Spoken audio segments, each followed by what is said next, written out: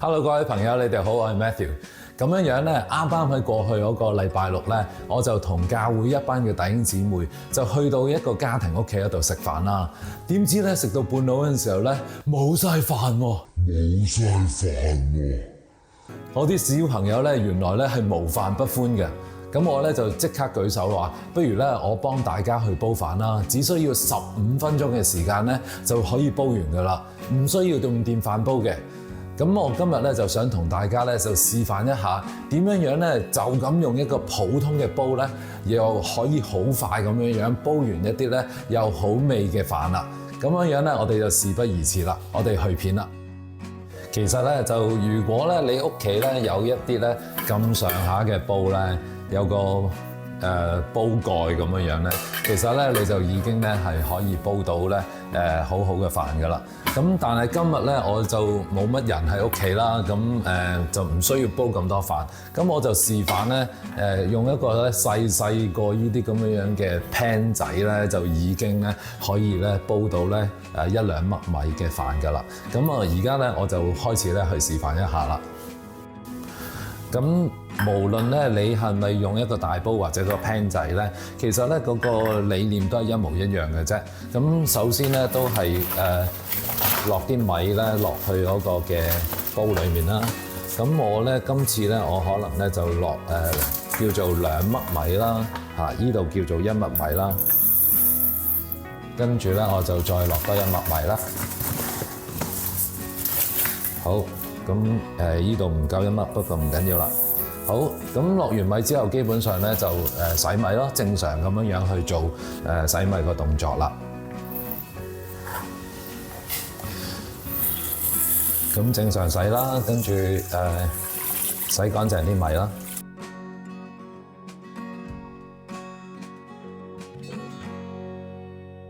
咁洗完米之後咧，基本上就落水啦。咁落水嗰陣時候咧，其實咧就如果我哋煲咁少份量咧，我都係叫做同樣份量嘅米就同樣份量嘅水咯，同樣份量嘅米同樣份量嘅水。咁基本上咧又唔需要超準確嘅，咁大約咧就 OK 㗎啦。好，咁樣咧我就放翻喺個爐頭上邊啦，跟住開火啦。咁你見到我呢個嘅 pan 咧，其實都係比較細嘅，咁啊晾喺呢個爐頭都係比較大。咁就基本上咧就大火咧就直至去開始水滾為止啦。咁都要等一陣嘅，咁所以咧我哋要等到佢咧完全水滾。咁其實冚住蓋咧就比較好啲嘅，咁但係我呢個 pan 仔咧，去跟個 pan 嚟嗰陣時候咧就冇蓋嘅，咁所以咧我都冇辦法啦。咁我可能咧就揾個碟咧嚟冚住佢。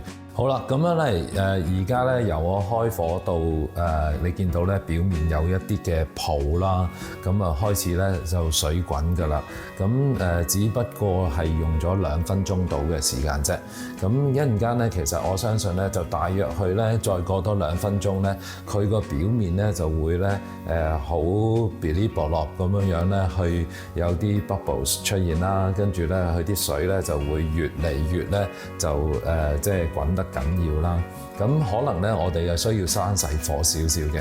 不過如果你用個大啲嘅煲嘅時候咧，咁就可以咧直頭冚埋個由得佢咧不斷水滾咧，都唔驚佢滾瀉咯。咁但係而家我個煲太細啦，咁我就由得佢咧就打開個蓋咧嚟去煲就算數啦。咁如果咧我哋用一個大啲嘅煲咧，其實咧我冚埋蓋咧，佢個速度咧就會更加快嘅。咁但係咧，我哋而家繼續觀察住佢，睇下咧佢會唔會咧即係滾得太緊要咧，我哋就會扭細少少嘅火。咁而家咧我差唔多係最大火咁滯嘅。好啦，咁啊而家咧由我哋開火到我哋依個嘅狀態啦，你見到咧啲即係啲水啊同埋啲泡咧已經咧就開始越嚟越緊張啦，即係佢焗得越嚟越緊張啦。咁大約咧，我哋而家咧係用咗5分鐘嘅時間咯。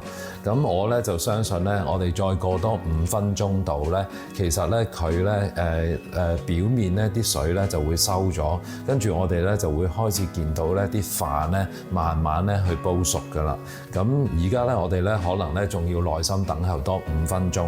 咁我就要沿途觀察下咧，究竟咧我需唔需要收細火啦？因為咧而家咧佢已經咧就係圍住個煲邊咧，就已經咧係即係焗得好緊要啦。咁我一陣間可能咧需要收細火少少嘅。我開始咧就見到佢有啲水咧彈出嚟啦，咁我會咧收細火少少，就等佢咧啲水冇彈得咁緊要。咁如果我哋用一個大少少嘅煲咧，就唔會彈得咁緊要噶啦。咁但係而家咧我由得佢咧就收細火少少，就令到佢咧唔會彈晒啲水出嚟咧。咁我咧就已經算數噶啦。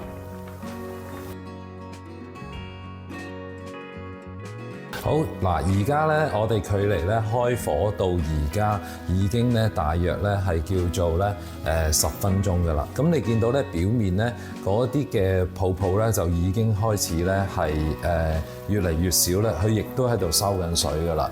咁所以咧其實咧我而家咧我咧就會咧將個火咧就再咧扭細啲。哦，原來咧我已經扭到依一個爐嘅最細火啦。咁其實咧就唔係好理想，因為我個爐咧太大火咧，所以咧其實呢啲水咧會收得太快啊。咁我點樣咧？我應該要轉一個爐咧，就等佢冇收水收得咁快咧，咁樣咧個效果咧就更加好。最好咧就再俾依一個火咧就再慢啲，慢慢咧去即係去等佢收得冇咁快，個底咧就唔會燶啦。咁而家咧我由得佢喺翻依個爐上邊先啦。咁你仍然咧觀察到咧佢仲喺度收緊水嘅。咁喺收緊水之際咧，其實咧而家最理想咧就係冚蓋嘅。咁因為我依個嘅pan 仔咧係冇即係叫做冇蓋啦，咁所以咧其實咧我就借助我個電飯煲電飯煲嗰個蓋咧就可以咧就冚住落去，咁我就會冚埋去。咁而家依一剎那咧，其實咧就如果我個爐咧係叫做咧個火可以慢啲咧，就比較理想啦。但係我而家我唔理啦，我基本上咧我就會咧將佢咧完全閂咗火去。咁而家咧，我哋其實咧就已經係叫做由我開火到而家咧就已經11分鐘啦。咁其實咧最理想我就焗10分鐘嘅，但係咧其實我焗完5分鐘咧，佢其實就應該咧大約咧就已經會收晒大部分嘅水，而且啲飯咧亦都慢慢咧會焗軟咗，咁出嚟個效果咧應該都會相當之唔錯嘅。咁你見到咧，其實咧已經係有板有眼㗎啦。咁我哋而家咧就會再等多5分鐘咧，就等佢咧焗喺嗰個嘅即係個煲裡面，就等嗰啲嘅飯咧一來啦個飯底嗰度咧能夠咧收咗水去啦，二來咧佢表面咧能夠咧就更加軟熟啦，令到嗰個嘅飯嗰個質感咧更加好食啦。咁其實咧就基本上就已經煲完飯㗎啦。而咁樣煲法咧，亦都唔會有三格底嘅，個底亦都唔會燶嘅。咁而且咧就煲出嚟嘅飯咧，亦都會係好好味嘅。好啦，咁樣咧就而家咧就距離我原本開火嘅時間咧就大約咧啱啱好叫做15分鐘啦。咁正話咧我就冚咗個蓋咧就焗咗啲飯5分鐘到。咁其實咧我相信都係 OK 嘅。咁如果你有多啲時間嘅話咧，我就建議大家咧就係焗到去可能係10分鐘就更加理想啦。咁anyway 啦，而家咧我就會打開個蓋俾大家去望下。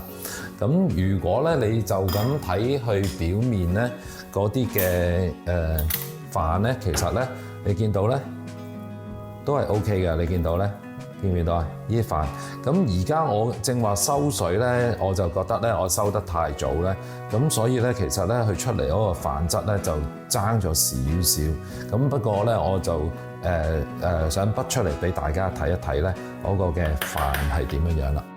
嗱，好啦，我而家咧就打埋波，咁喺轉場嗰陣時候咧，我就將嗰個煲蓋冚翻埋，再焗多咗幾分鐘。因為我正話見到咧啲飯咧都係叫做啲水未收得好啦，但係焗多幾分鐘之後咧，其實咧佢嗰個嘅質感咧應該都唔錯噶啦。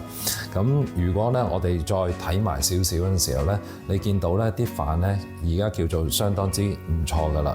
咁如果我畢落去啲碗嗰度啦，咁啊可以俾大家去睇一睇。咁其實同我哋平時咧喺街咧食煲仔飯咧嗰個嘅情況其實都係差唔多嘅啫。咁我正話煮咗麥幾接近2麥米啊，咁所以咧其實咧煮出嚟咧應該咧就有成咧2大碗飯㗎。咁你見到我呢啲碗都唔細嘅，咁所以咧其實咧係2大碗飯。咁我想示範嗰樣嘢咧，最想示範嗰樣嘢咧就係咧，原來我哋咁樣做嗰陣時候咧，個煲底咧係完全唔會黐嘅。就算咧我用呢啲不鏽鋼嘅呢啲嘅煲仔咧嚟去煲咧，其實咧個煲底都唔會黐嘅。你見到咧，我係可以畢得好乾淨嘅。咁洗嗰陣時候亦都係好容易啦，因為咧佢完全都冇黐個底。咁大家睇到咧，我哋呢度咧係叫做畢得好乾淨噶啦。咁佢係冇黐底冇剩嘅。咁就係一個好快嘅方法，已經咧係可以煮到2個人有多嘅份量嘅飯噶啦。就算咧一個咁細嘅煲仔，就已經係煮到啦。